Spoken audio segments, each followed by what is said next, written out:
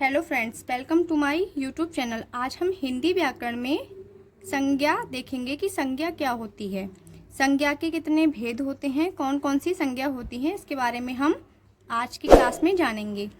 तो आइए देखते हैं। हम पढ़ चुके हैं कि किसी प्राणी, व्यक्ति, वस्तु, अवस्था, स्थान, गुण, भाव, कर्म आदि के नाम को संज्ञा कहते हैं। यानी कि संज्ञा हम उसे कहते हैं जिसका नाम, किसी भी चीज़ का नाम, इस दुनिया में जितनी भी चीज़ें हैं उन सब के नामों को हम संज्ञा कहते हैं। जैसे लखनऊ, मेज, मोहन, कोमलता, बचपन, सच्चाई, ये सब क्या है? ये सब एक नाम है, तो इनको हम क्या कहेंगे? संज्ञा कहेंगे। ठीक है, संज्ञा के भेद देखते हैं। संज्ञा 3 प्रकार की होती हैं। कौन कौन सी होती हैं? संज्ञा 3 प्रकार की होती हैं, जैसे कि व्यक्तिवाचक, जातिवाचक, भाववाचक। ठीक है, अब कुछ विद्वानों ने अंग्रेजी व्याकरण के आधार पर संज्ञा के 2 भेद बताए हैं। वो कौन कौन से? एक है समूहवाचक संज्ञा और दूसरा है द्रव्यवाचक संज्ञा। ठीक है, वास्तव में ये दोनों भेद जातिवाचक संज्ञा के अंतर्गत ही आते हैं। यानी कि समूहवाचक और द्रव्यवाचक, ये दोनों किसके अंतर्गत आते हैं? जातिवाचक संज्ञा के अंतर्गत आते हैं। किंतु यहाँ पर हम इन सबको पृथक पृथक विवेचना करेंगे, लेकिन यहाँ पे जब हम समझेंगे तब हम इन सब की अलग अलग विवेचना करेंगे। सबसे पहले हम देखते हैं व्यक्तिवाचक संज्ञा को, कि व्यक्तिवाचक संज्ञा क्या होती है। देखिए, जिन संज्ञा शब्दों से किसी विशेष व्यक्ति, वस्तु या स्थान का बोध होता है उन्हें व्यक्तिवाचक संज्ञा कहते हैं। यानी कि यहाँ पे किसी भी व्यक्ति का नाम हो, किसी वस्तु का नाम हो या फिर किसी की स्थान का नाम हो, उसे हम क्या कहते हैं? व्यक्तिवाचक संज्ञा कहते हैं। जैसे आगरा, आगरा देखिए किसी स्थान का नाम है। ठीक है, मोहन किसी व्यक्ति का नाम है।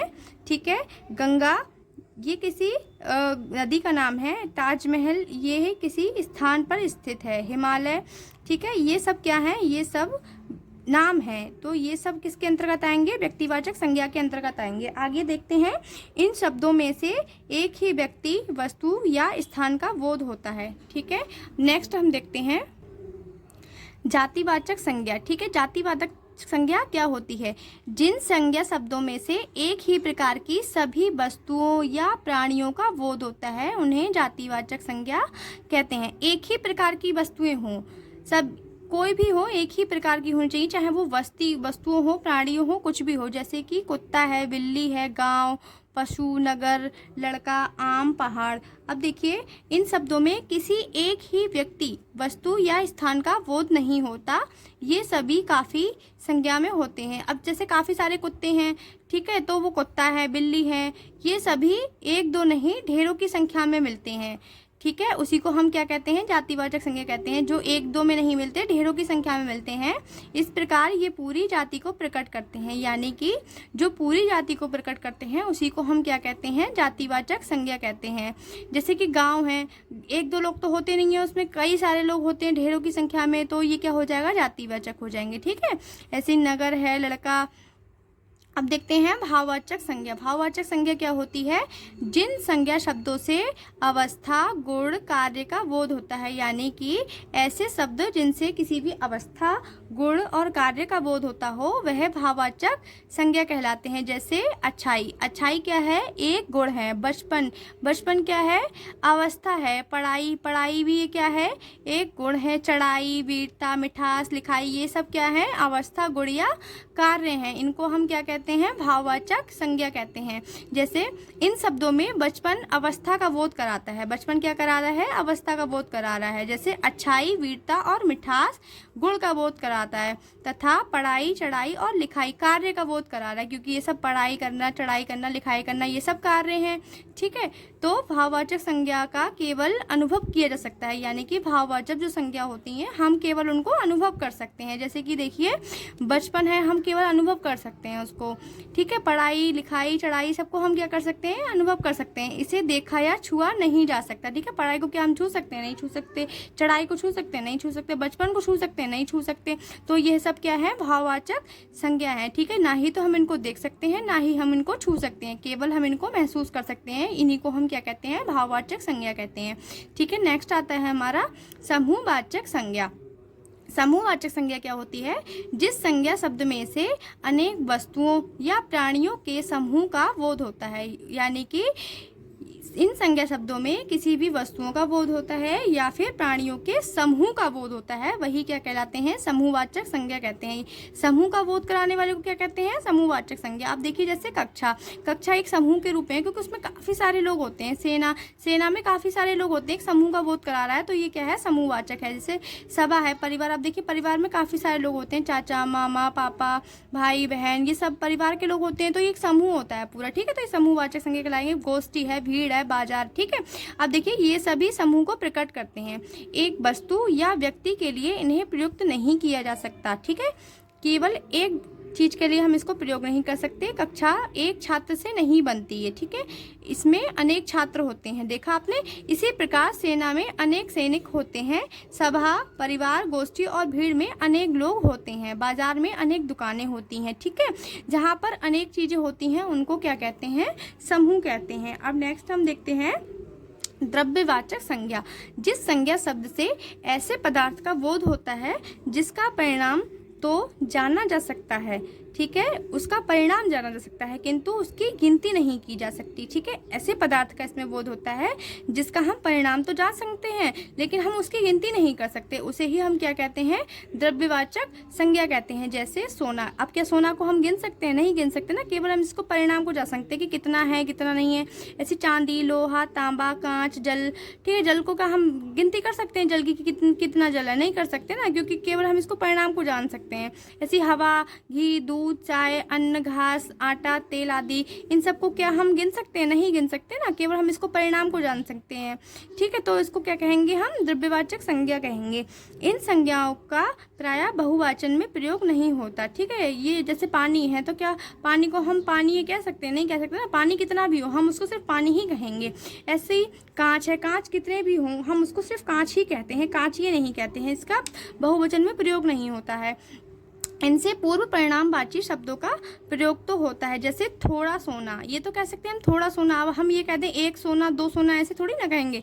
ऐसे ही मनो चांदी, काफ़ी लोहा, थोड़ी चाय, अब ये थोड़ी ना कह देंगे एक चाय, दो चाय, ऐसे नहीं कह सकते ना। थोड़ी चाय ये तो कह सकते हैं यदि, किंतु इसमें पूर्व संख्यावाची शब्द का प्रयोग नहीं होता, मतलब इसमें संख्यावाची शब्द का प्रयोग नहीं होता। एक, दो, पाँच, आठ, इस तरीके से हम इसको नहीं लगा सकते, ऐसे लगा सकते हैं जैसे थोड़ा, मनो, काफ़ी, थोड़ी, इस तरीके से हम इसमें लगा सकते हैं। हम ये कह तो सकते हैं मुझे एक गिलास दूध दो, अब हम ये नहीं कह सकते कि मुझे एक दूध दो, ठीक है ना। अब हमने इस संख्या में किसके बारे, इस सब किस चीज़ के बारे में जाना? हमने संज्ञा के बारे में जाना, ठीक है। नेक्स्ट हम देखते हैं, याद रखिए यदि व्यक्तिवाचक संज्ञा एक से अधिक का बोध कराए तो वह व्यक्तिवाचक संज्ञा नहीं रहती, जातिवाचक संज्ञा बन जाती है, ठीक है। यदि एक से अधिक का बोध कराती है कोई संज्ञा तो वह व्यक्तिगत संज्ञा नहीं होती, वह कौन सी होती है? जातिवाचक संज्ञा होती है। जैसे कि हमें जयचंदों और मिर्जाफरों से सावधान रहना चाहिए। इस देश की माटी में अनेक हरिश्चंद्रों को नाम दिया जाता है। हमारे देश में हर युगों में सीताओं और सावित्रियों ने जन्म लिया। अब देखिए इसमें पहले उदाहरण में जयचंदो, देखिए जयचंदो लिखा है और मिर्जाफरों, ठीक है। जयचंदो और मिर्जाफरों का प्रयोग देशद्रोहियों के लिए हुआ है, ठीक है। तो देशद्रोही क्या है? जातिवाचक संज्ञा हो गई, ठीक है। ऐसी दूसरे उदाहरण में हरिश्चंद्रों का प्रयोग सत्यवादियों के लिए हुआ है, तो ये व्यक्तिवाचक संज्ञा नहीं है, ये हो गई हमारी जातिवाचक संज्ञा। ऐसी तीसरे उदाहरण में सीताओं और सावित्रियों का प्रयोग किया गया है, यह सच्चरित्र स्त्रियों के लिए है, इसीलिए इसको क्या कहेंगे? जातिवाचक संज्ञा कहते हैं। आइए नेक्स्ट देखते हैं। नेक्स्ट है हमारा, जब जातिवाचक संज्ञा किसी एक विशिष्ट व्यक्ति या पदार्थ के लिए प्रयोग होने लगे, यानी कि जातिवाचक संज्ञा अगर किसी भी एक व्यक्ति के लिए, एक पदार्थ के लिए प्रयोग होती है तो जातिवाचक संज्ञा भी व्यक्तिवाचक संज्ञा बन जाती है। जैसे नेताजी भारत माता के सच्चे सपूत थे। नेक्स्ट है, गांधी जी ने हमें सत्य, अहिंसा और बंधुत्व का पाठ पढ़ाया। नेक्स्ट है, पूरी भारत का प्रसिद्ध तीर्थ है, ठीक है। अब देखिए पहले उदाहरण में नेताजी, देखिए नेताजी है, नेताजी का अर्थ है सुभाष चंद्र बोस, ठीक है। ऐसे ही तो ये क्या हो गया? ये एक व्यक्तिवाचक संज्ञा हो क्योंकि इसमें किसी व्यक्ति के बारे में बताया गया है। ऐसे ही दूसरे उदाहरण में गांधी जी, गांधी जी का अर्थ होता है मोहनदास करमचंद गांधी, तो ठीक है, ये क्या है? मोहनदास करमचंद गांधी, ये एक व्यक्तिवाचक संज्ञा है। ऐसे ही तीसरे गुण में पुरी, पुरी का अर्थ होता है जगन्नाथ पुरी, तो ये क्या होगी? एक व्यक्तिवाचक संज्ञा होगी। अब देखते हैं हम भाववाचक संज्ञाओं का निर्माण करना, कि भाववाचक संज्ञा का निर्माण हम किस तरीके से कर सकते हैं। अब देखिए, भाववाचक संज्ञा का निर्माण निम्नलिखित 5 प्रकार से होता है। कैसे कैसे? जैसे संज्ञा से भी होता है, सर्वनाम से, विशेषण, क्रिया से और क्रिया विशेषण से। इन सब से हम क्या कर सकते हैं? भाववाचक संज्ञा का निर्माण कर सकते हैं। आइए देखते हैं कैसे। पहले हम देखते हैं संज्ञा से, कि संज्ञा से हम किसी भी भाववाचक संज्ञा का निर्माण कैसे कर सकते हैं। जैसे जातिवाचक और कुछ व्यक्तिवाचक संज्ञाओं से भाववाचक संज्ञा बनाई जा सकती हैं। ठीक है, अब देखिए जैसे बाल है, बाल एक बाल शब्द है। ठीक है, बाल शब्द से हम भाववाचक संज्ञा कैसे बनाते हैं? बाल प्लस पन, यानी कि बालपन हो गया ये। ठीक है, तो ये क्या हो गया? भाववाचक संज्ञा हो गई। ऐसे मनुष्य, मनुष्य को बोलेंगे मनुष्यता, नारी, नारीत्व, पुरुष, पौरुष हो जाएगा, सेवक का सेवा हो जाएगा, बंधु का बंधुत्व हो जाएगा, मानव का मानवता हो जाएगा। तो ये क्या है? ये संज्ञा है जिनसे हम भाववाचक संज्ञा बना सकते हैं। ठीक है, इनमें कुछ जातिवाचक संज्ञा है, कुछ व्यक्तिवाचक संज्ञा है। ठीक है, ऐसे ही सर्वनाम से। अब देखिए, सर्वनाम से बनने वाली भाववाचक संज्ञा 4 या 5 होती है। अब जैसे देखिए, सर्वनाम है मम, आप, निज, अहम, अपना, पराया। ठीक है, तो इनसे क्या कहेंगे? हम भाववाचक संज्ञा का निर्माण करेंगे। जैसे मम का हो गया ममता, आप का हो गया आपा, निज का हो गया निजत्व, अहम का होगा अहमान्यता, अपना का हो गया अपनत्व, पराया का हो गया परायापन। ठीक है, ऐसे ही विशेषण से हम क्या करते हैं? भाववाचक संज्ञा का निर्माण करते हैं। देखिए, जैसे वीर, धीर, गर्म, ठंडा, नीला, कड़वा, ऊंचा, लंबा, सज्जन, कायर, सुंदर, भावुक, अच्छा, भला, बुरा, स्वस्थ, ये सब क्या है? ये सब हमारे विशेषण हैं। इसी से हम भाववाचक संज्ञा का निर्माण करते हैं। वीर का हो जाएगा वीरता, भाववाचक। ठीक है, धीर का हो जाएगा धैर्य, धीरता, ये भी भाववाचक है। गर्म का हो जाएगा गर्मी, गरमाई, ये भी भाववाचक है। तो ये शब्द क्या है? ये सब भाववाचक संज्ञाएं हैं। अब नेक्स्ट हम देखते हैं क्रियाओं से। क्रियाओं से भाववाचक संज्ञा का निर्माण कैसे होता है। ठीक है, अब देखिए, क्रियाओं से हिंदी में ढेरों भाववाचक संज्ञाएं बनती हैं। अब देखिए, ये वाली जो हैं ये सब क्या है? क्रियाएं हैं। क्या है? क्रिया। अब कैसे बनती है? जाना, गमन, चलना, चलन, चाल, अकड़न का हो जाएगा अकड़, उलझन का हो जाएगा उलझा, पढ़ाई का हो जाएगा पढ़ाई। ठीक है, लिखना का मतलब लिखाई, मरना का मतलब मार, भरना का मतलब भराई। तो ये सब क्या है? ये सब क्रियाएं हैं। इन क्रियाओं से क्या हो रहा है? भाववाचक संज्ञा का निर्माण हो रहा है। ठीक है, जैसे सिलना, सिलाई, उतरना, उतराई, पीटना, पिटाई, उड़ना, उड़ान, थकान, थकान, दलना, दलन, सजना, सजावट, बनना, बनावट, झटपटाना, झटपटाहट, झुलझुलाना, झुलझुलाहट, उतरना, उतराई, काटन, काट, छटकटाई। ठीक है, छाट, छटे, छटाई, बुनना, बुनाई। ठीक है, इस तरीके से ये सब क्या है? ये क्रियाओं से हम क्या कर रहे हैं? भाववाचक संज्ञा का निर्माण कर रहे हैं। आइए नेक्स्ट देखते हैं क्रिया विशेषण से भाववाचक संज्ञा का निर्माण करना। देखिए, क्रिया विशेषण से कुछ भाववाचक संज्ञा का निर्माण होता है। जैसे शीघ्र है, शीघ्र क्या है? क्रिया विशेषण है। ऐसे ही हम इसके जो हम भाववाचक संज्ञा का निर्माण करेंगे वो क्या हो जाएगा? शीघ्रता हो जाएगा। ऐसे ही तेज है, ये तेज क्या है? क्रिया है, इसकी भाववाचक संज्ञा हो जाएगी तेजी। ठीक है, आइए नेक्स्ट देखते हैं। नेक्स्ट है हमारा जल्दी। ठीक है, जल्दी एक क्या है? क्रिया विशेषण है। इसका क्या हो जाएगा? जल्दबाजी। दूर क्रिया विशेषण है, इसका भाववाचक होगा दूरी। निकट क्रिया विशेषण है तो इसका भाववाचक होगा निकटता। सहज एक क्रिया विशेषण है जिसका भाववाचक होगा सहजता। तो आज की क्लास में हमने संज्ञा के भेद देखे कि संज्ञा कितने प्रकार की होती हैं, संज्ञा की परिभाषा देखी, समूहवाचक संज्ञा किसे कहते हैं, द्रव्यवाचक संज्ञा किसे कहते हैं। ठीक है, आज हमने संज्ञा के बारे में जाना।